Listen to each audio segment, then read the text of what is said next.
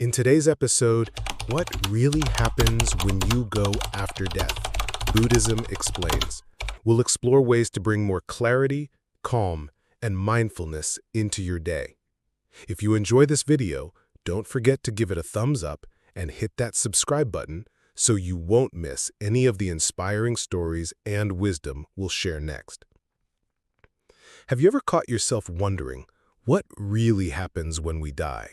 Where do we go?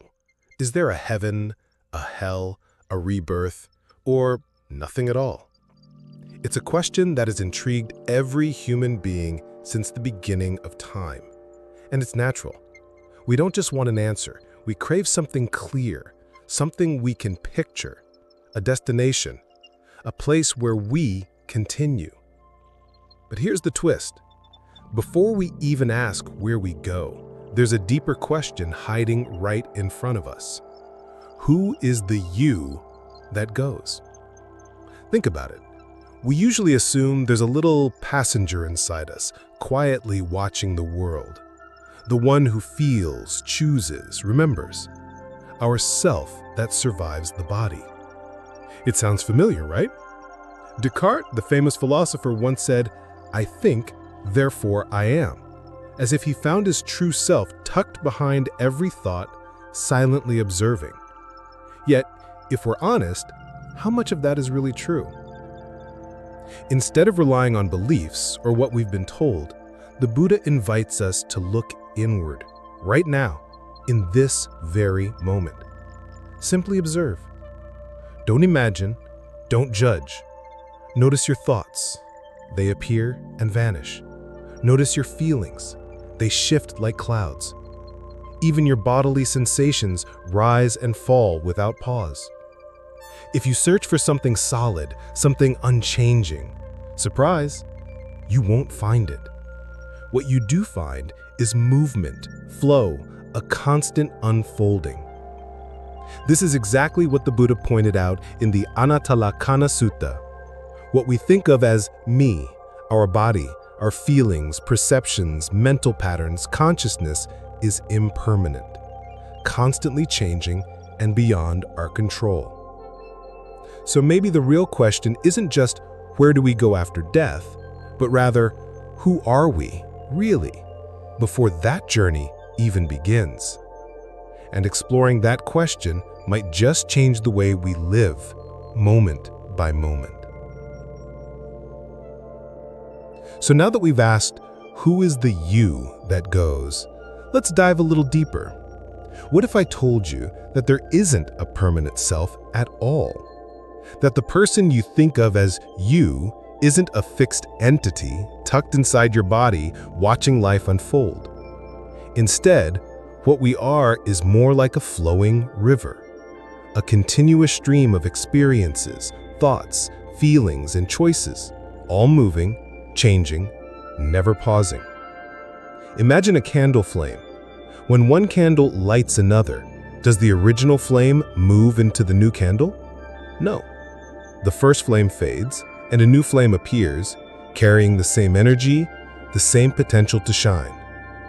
Or think of a wave rising in the ocean. The wave isn't made of new water, and it isn't the old water either, but the motion continues. A seamless unfolding of energy. That's how the Buddha described continuity. There's no solid soul traveling from one life to the next, yet something does carry forward. What continues is the momentum of your actions, your intentions, your habits, what Buddhism calls karma. It's not some mystical thing inside you. It's the natural unfolding of cause and effect. Every choice you make, every thought you dwell on, every action you take, creates a subtle ripple. These ripples combine to form the currents that shape your experience, not just in this moment, but in what comes after. So when we talk about life after death, it's not about a passenger stepping out of a vehicle. It's about the continuation of a process, a living flow shaped by the intentions and actions you cultivate here and now. And that realization isn't just philosophical, it's deeply practical. If your life is a stream, what kind of momentum are you creating?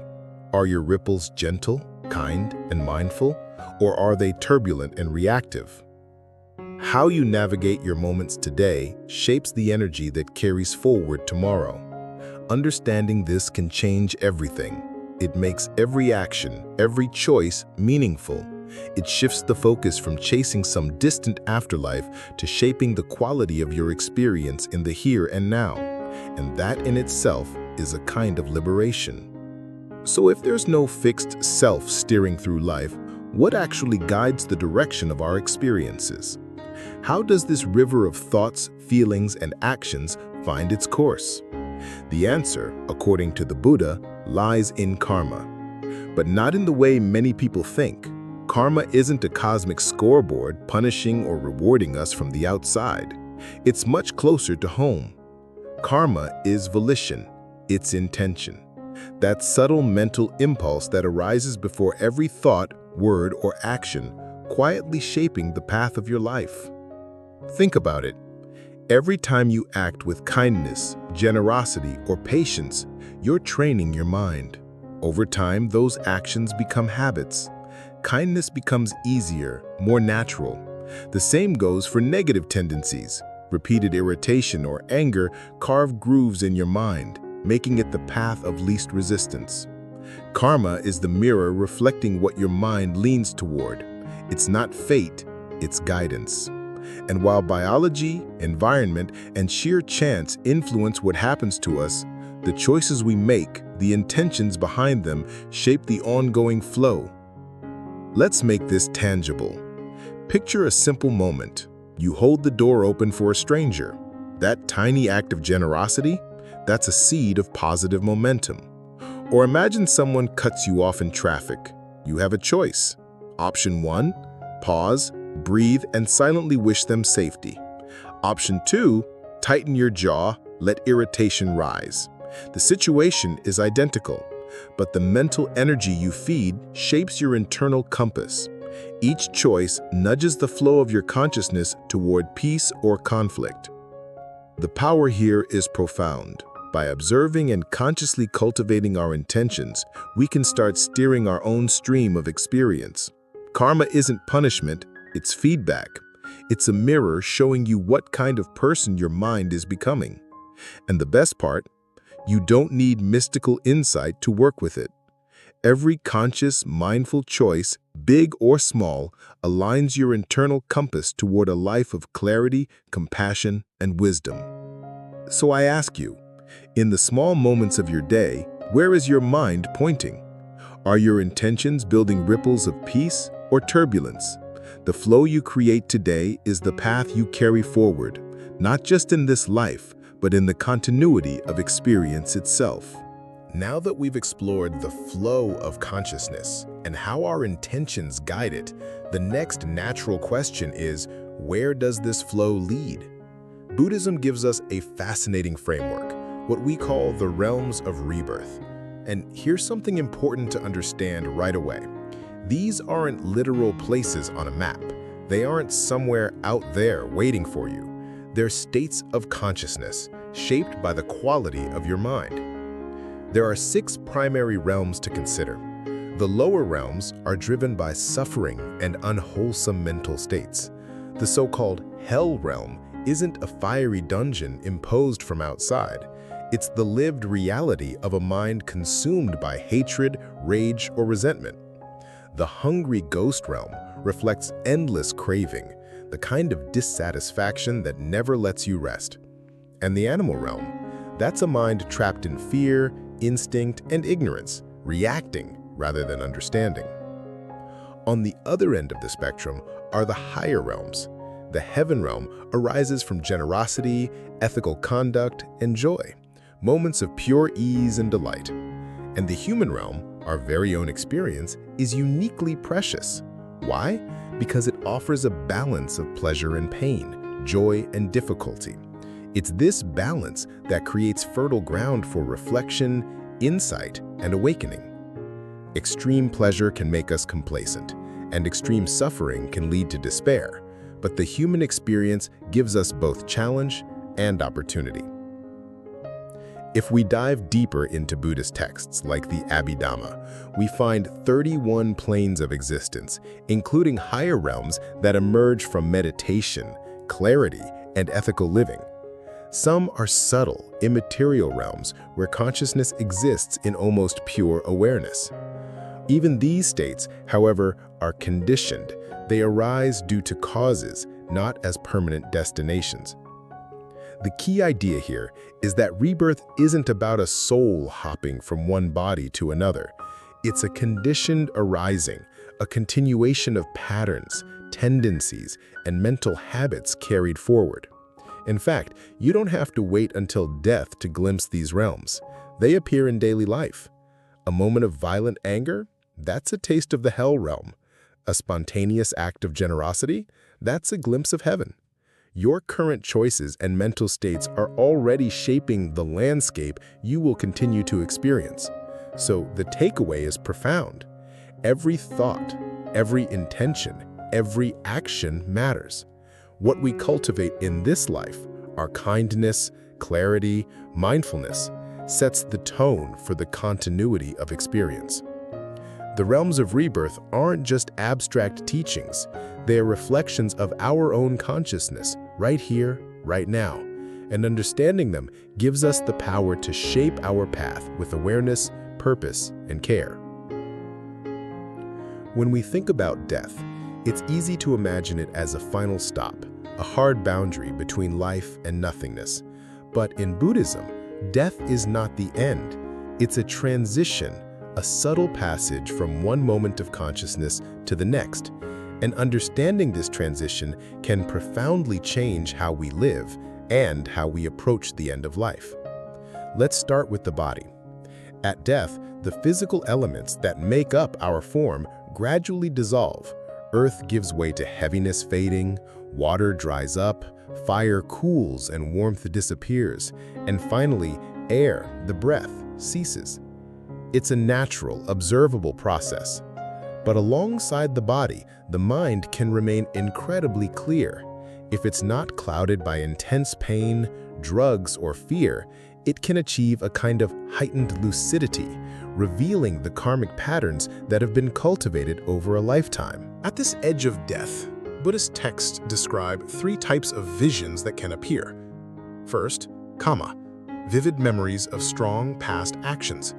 Second, kama nimitta, symbolic images connected to one's habits or profession, like a monk seeing robes or a craftsman seeing tools.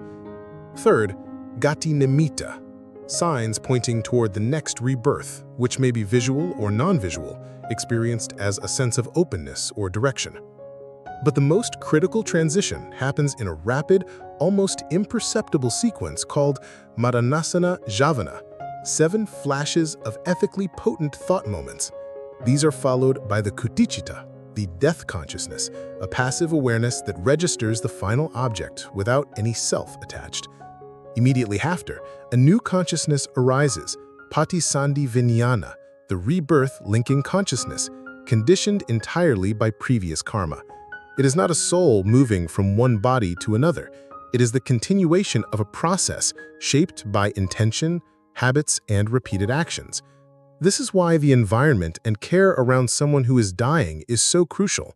A peaceful, compassionate presence can support a calm mind, laying the conditions for a favorable continuation of experience. Even a single moment of agitation or fear can influence the quality of consciousness in that final transition. So the takeaway is both profound and practical. Death is not a mystery we have to fear. It's a natural moment of continuity, shaped by everything we have cultivated in life. And the mind at the edge of death is like the last brushstroke on a painting. It can set the tone for what comes next. That's why every intention, every act of kindness, every moment of clarity matters. In the end, how we live today determines the state of our consciousness tomorrow. As we reach the end of this journey, let's take a step back and see the bigger picture. So far, we've explored the flow of consciousness, the role of intention, and the realms that reflect the quality of our minds. And one thing becomes clear: there is no fixed self, no literal destination waiting for us after death. What continues is a process, a stream of consciousness, guided by the momentum of our actions and intentions, our karma. That's why words like going or destination are just convenient labels. They help us talk about the mystery, but they're not ultimate truths. The real question isn't where we'll end up, it's what kind of mental scenery we're creating right now. Every thought, every choice, every act of kindness or clarity shapes the flow of our consciousness. Even the highest heavens or deepest suffering are temporary stops within samsara, the cycle of birth, death, and rebirth. Here is where the Buddha's teaching becomes revolutionary. He didn't just describe the map of existence, he showed a way out. That way is Nibbana, often translated as extinction, but not of life and not of the self, because those were never fixed to begin with. Nibbana is the extinguishing of ignorance, craving, and clinging. It's unconditioned peace, beyond space, beyond time. Not a place to go, but a state of freedom that arises when the mind transforms. And this transformation isn't theoretical. The Buddha gave us the Noble Eightfold Path, a practical guide we can begin right now. Start with ethical living, right speech, right action, right livelihood. Cultivate your mind, right effort, mindfulness, and concentration. And develop wisdom, right view, right intention. Step by step, moment by moment, this path shapes both your present experience and the conditions for the future. So instead of asking where you'll go after death, ask yourself, what are you creating today? Are your intentions rooted in clarity, kindness, and generosity, or in grasping, anger, and distraction? Because the flow of your mind is continuous. The seeds you plant now will shape the landscape of your consciousness tomorrow. Transformation begins here, in this very moment, and it is through that transformation that true freedom and true peace emerges.